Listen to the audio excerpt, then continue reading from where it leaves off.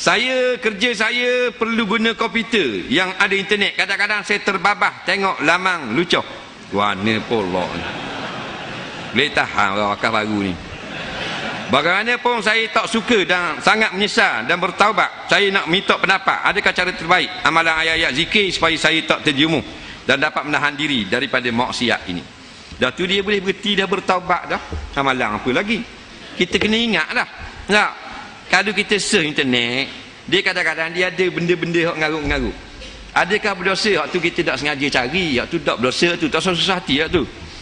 Kerana kita nak cari faedah yang lain, kita nak cari manfaat yang lain. Kadang-kadang dia pop up, kadang-kadang dia hak set ni dia memang power sikit.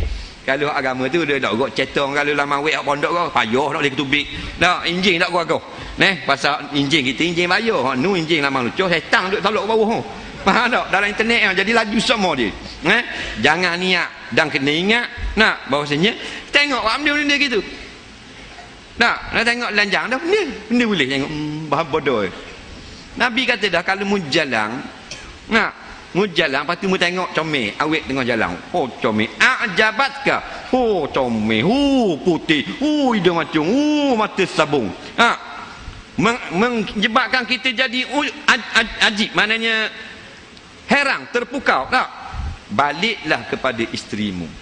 Sebab itulah kita orang muda-muda, ya masyarakat syabab, orang muda-muda, man istata aminkumul ba'ah, kalau mu mampu falyatazawwaj, maka kahwin. Sebab apa?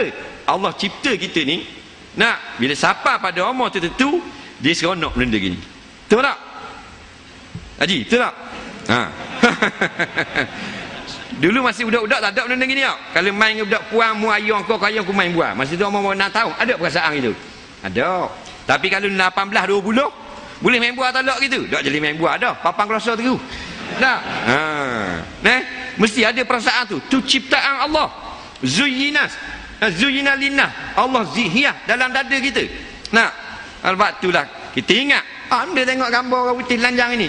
Bini aku ada kat lagi. Nampak? Yang main sini tau. Abang dengar orang ajar dah boleh tengok orang putih lanjang. Haram. Sayang lanjang. Suruh dia lanjang. Tengok. Tak ada masalah. Tak? Ke haram? Daripada ujung rambut sampai ujung kaki. Kerana isteri kita bayar mas kahwin, bukan saja buat air, bukan saja masak nasi, kita boleh tengok tubuh dia. Bila masa kita nak tengok? Haji, balik tengok lagi.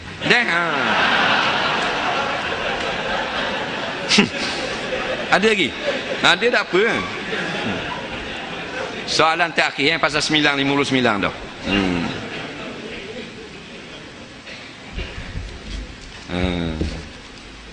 Telah lah yang bok-bok ni.